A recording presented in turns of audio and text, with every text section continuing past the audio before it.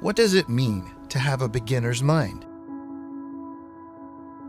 A beginner knows nothing about science, medicine, philosophy, failure, success, or life in general.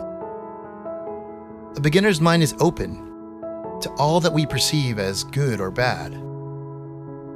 And when you're facing a disease as debilitating as ALS, you might think the last thing you'd need is the mind of a beginner.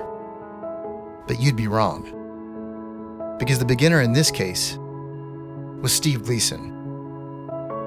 And when his foundation, Team Gleason, hosted an ALS summit a decade ago, this is what he had to say. The status quo is not acceptable. While playing in the NFL, I was taught a phrase. The phrase stuck with me throughout my career, and I feel it is applicable this week. The phrase is this: have a beginner's mind. It was in this spirit that at this historic event, Steve brought together patients, caregivers, clinicians, and researchers and put them together on the same stage. This had never been done before. It provided a way for patients' voices to finally be heard. I think that PALs need to have better communication with their doctors, be given choices, and that doctors need to listen. If you are running into an issue of red tape bureaucracy at your organization, I tell you, you stick an ALS patient with the gift of gab in front of anyone, and they're not going to say no. Back to that thing that Steve said at the beginning, taking a beginner's approach. Where is the patient community? How can we be intentionally engaged in what you're doing? This format is what the ALS community needs. In bringing it together, we need a Silicon Valley of ALS research. The summit would be instrumental in forming a revolutionary new way to find a cure or treatment for ALS, called Answer ALS. And Steve's new foundation would break convention in so many ways.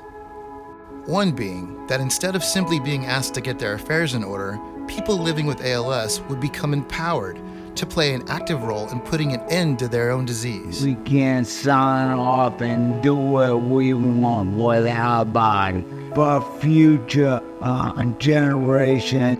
Scientists and clinicians threw out assumptions and opinions and worked directly with patients and caregivers to create the single most comprehensive ALS data resource on the planet, known as NeuroMind. Over 1,000 patient participants gave of their precious time and body to play the most crucial role in creating this state-of-the-art portal, which has been used in over 250 ALS research projects to date. From all over the US to Tanzania, Israel, the UK, Czech Republic, and dozens of other countries. And it's growing every day.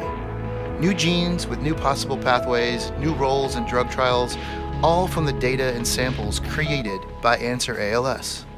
And while people living with ALS are certainly at the heart of the organization, they're also at the head, with advisory board members like Ed Rapp and Peter Orlick guiding the organization forward while carrying out the early vision of Jay Fishman.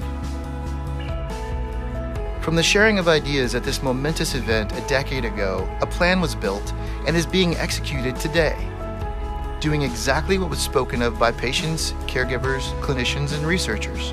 From new gene discoveries or validations to efforts in isolating important biomarkers and the pursuit of precision treatments for all, it's truly inspiring to see the extraordinary results being achieved a decade after so many spoke from their hearts and minds about ending ALS.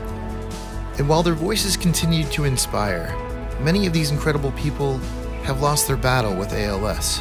And so we invite you to join us in continuing what they started. Take on a beginner's mind, and together we will answer ALS.